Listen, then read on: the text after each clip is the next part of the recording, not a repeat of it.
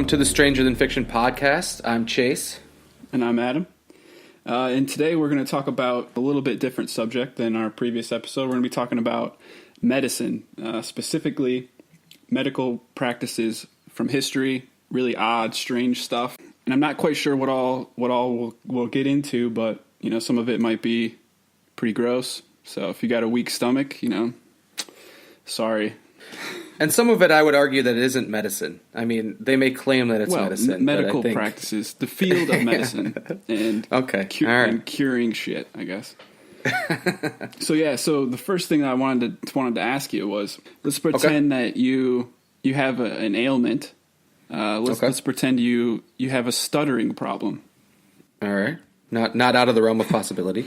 So back in the 1800s, if you had this problem, do you have any idea how you could have been cured? Well, I mean, my first instinct would say to go to a speech pathologist in the 1800s. I don't think that's a new career.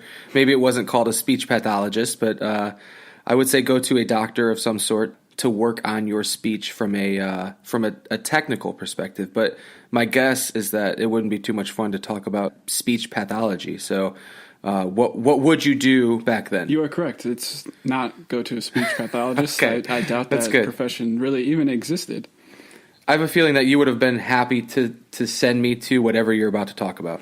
So there's really two options. You could go in for something called a hemiglossectomy. Ooh. Which is where they cut off a small part of your tongue. Perfect. Yeah, it's a good cure for stuttering. If you can barely talk, right? You can't stutter. Yep. It's fucking a great plan. Yeah. Now, another plan, if you go even further back, if you're like the ancient Greeks. Okay, yeah, not the 1800s. No, not the 1800s. Was you could slit your frenulum. Do you know what which is what? The frenulum? No. Wait, I do. Is that the part under the tongue? Yeah. Is that what that is? The thing that connects your tongue to the bottom of your mouth. Got it.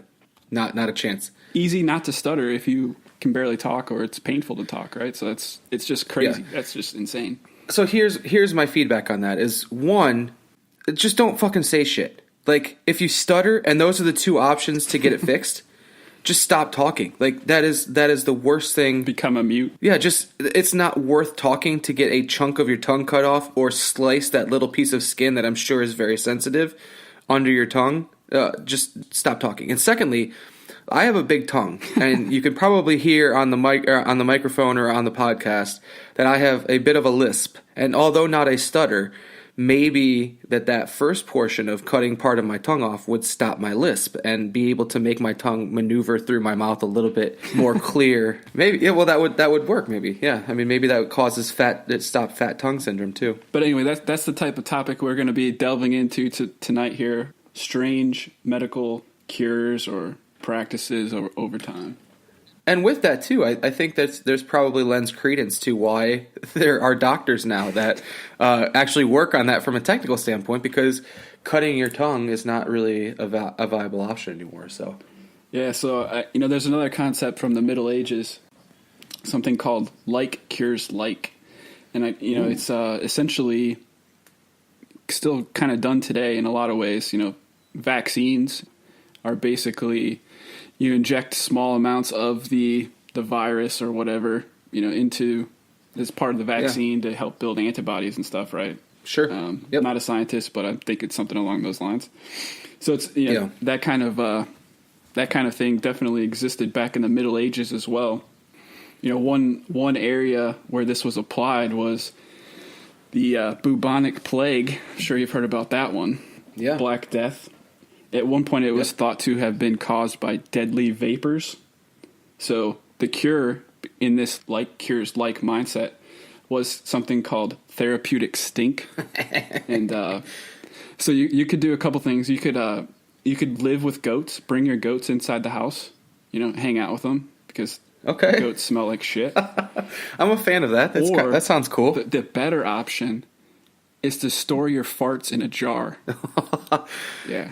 Build them up, store them in a jar, man. Joke's on you. I've been storing my farts for quite some time. And I already knew about this one, and when I read about it, I've been storing my farts. Well, do you store your farts because you're not allowed to fart around Aaron? Your wife? No, I am. rather? I am allowed. I am allowed to fart around my wife and my daughter. Do I choose to? No. I mean, Why?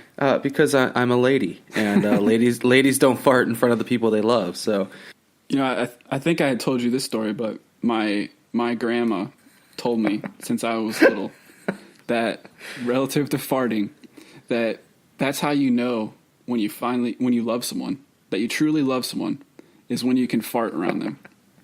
So my grandma would hypothesize that you don't really love your wife or your child because you can't. well, no, fart I would around them. hypothesize that your grandma had pretty gnarly gas and needed an excuse to fart in front of her loved ones to make sure that she didn't get sick. So I think your plan is flawed a little bit in regards to why your grandma farted and why she had that theory. But anyway, I still Yeah. I still live by her advice today. So you know. So are you saying that we could essentially, if for some reason the bubonic plague came back or something like that, that our only hope, like Luke Skywalker, is jarring our farts? Yeah, absolutely, for sure. Okay. 100%. So start saving up now, man. That's noted. Yeah, that's noted. I mean, Go buy some mason that's gonna jars and store them up, man. that's gonna be the next barter system is jarred farts. I'll give you 5 jarred farts for a bagel. You think they could like ripen and age like vintage wine? Be like, oh, I've got this 2016. This is a juicy fart. 1997 fart. This was a great year. A couple other current time applications of this like cures like mentality actually exist still. It's a core principle in homeopathy. Yeah. You know, so like homeopathic remedies, a lot of them, if a substance can cause an illness, a small amount they believe can often heal the illness. You know, so it's definitely something that has been around for a while and still exists today. Well, those are definitely interesting, and it does, I think, show. I mean, when all else fails, look, I hate needles. I have tattoos, which is a strange quandary when it comes to me hating needles. But when my daughter was born, when Erin was birthing my daughter, I had to go into the tiny little hospital bathroom to hide from the epidural needle because it was it's inches long comparatively to a tiny little needle. So I'm really glad that some of these, chopping off parts of your tongue or jarring your farts and stuff like that don't exist anymore, because I'm happy that even though some of modern medicine is not as aesthetically pleasing as others, it could be way worse. So let me ask you a question, Okay. and I think we're starting to venture into some of the grossness, but I think it's a valid point for weird medical practices. When we were younger, you had a pool, right? I mean, it was like it wasn't we're going to dive off the deep end pool. It was like a 4 foot, 5 foot pool. It was round. It was 4 foot above ground pool. Yeah, it was good enough to cool us off in the Ohio summers. And let's say that neither of us, we're 3 feet tall. Let's say we're 3 feet tall, and we jump into that pool, and you drown. How would you like me to resuscitate you? Well, I would probably like you to use current practice that I would call CPR. Yeah, Probably. and that's pushing on your chest and blowing into your mouth. And Yeah. so, what if you were you were passed out, you drowned, you inhaled all this water, and I took some tobacco smoke and just blew it into your butthole?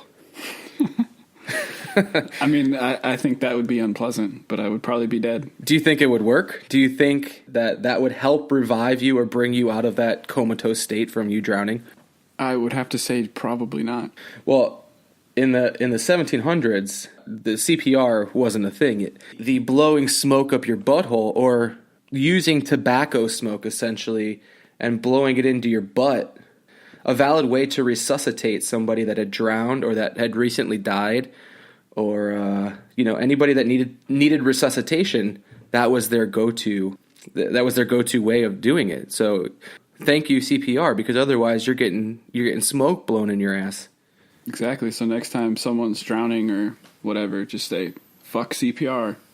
just blow some smoke up his ass. Yeah, and that's actually where the term blowing smoke up your ass or blowing smoke up your butt comes from, is that medical terminology, or that medical practice, I guess, where they would try to resuscitate people via tobacco smoke. And this was actually really super big as a practice in the late 1700s. I have actually heard about this practice. You know, I was interested to learn that they actually, you're right, it was very popular. They had essentially the equipment that you would need to blow smoke up someone's ass, the little kits hanging out all around London, just like defibrillators would be around today.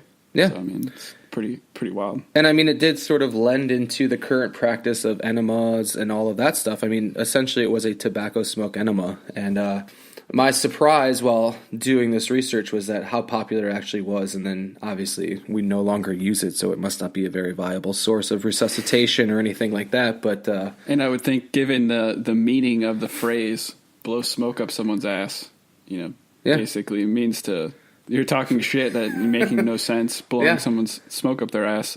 I assume that means that this practice did not work very well. It didn't work. Yeah, that's a good assumption. Otherwise, it'd be like, oh yeah, blow some smoke up his ass. Tell him the truth. Give him some fact. Although I feel like medical school would have been a lot easier if this was one of the practices that you had to learn, of just getting close to somebody's butthole and blowing smoke up their butt.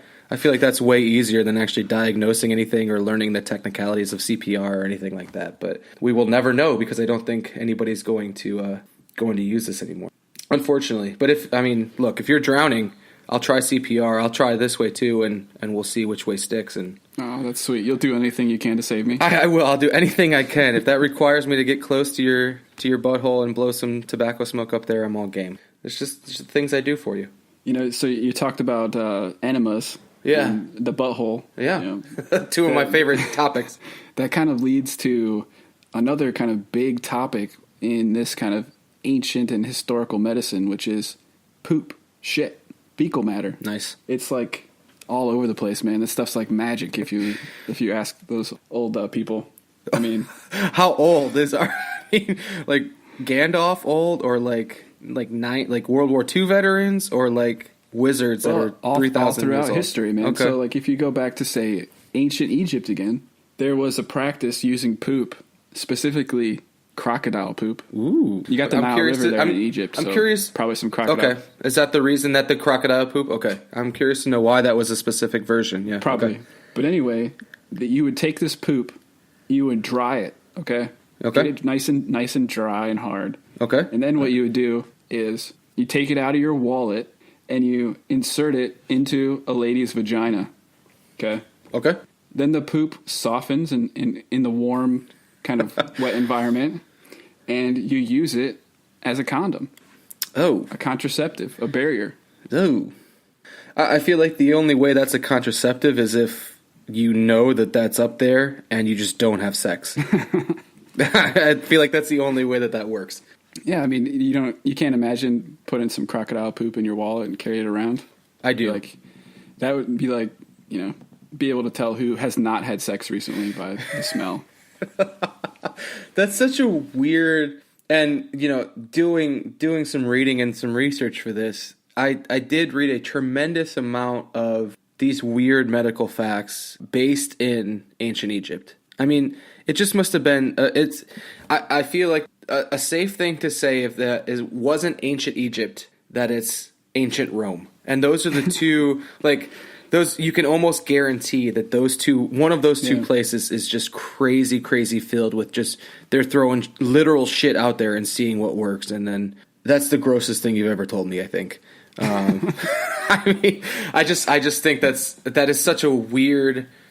How do you even come to that conclusion that is that right. work? Like, is there any? Who's the first guy that's like, oh, yeah, I'm gonna have some sex. I don't want to have a kid. How can I prevent this? Crocodile poop. Yeah, that's a great. I have plan. I have this dried crocodile poop here. Let me try this. But was there any validity to it? Like, did it act? I feel like all of the stuff that I've read of all of these medical things there was never a conclusion as to whether or not it worked. I mean, obviously it's not in practice today, so it probably didn't work. But was there any validity to it working at that time or not, or do we not get that far into the topic? I mean, I didn't see any I didn't see any results of the clinical trials. The ancient Egyptians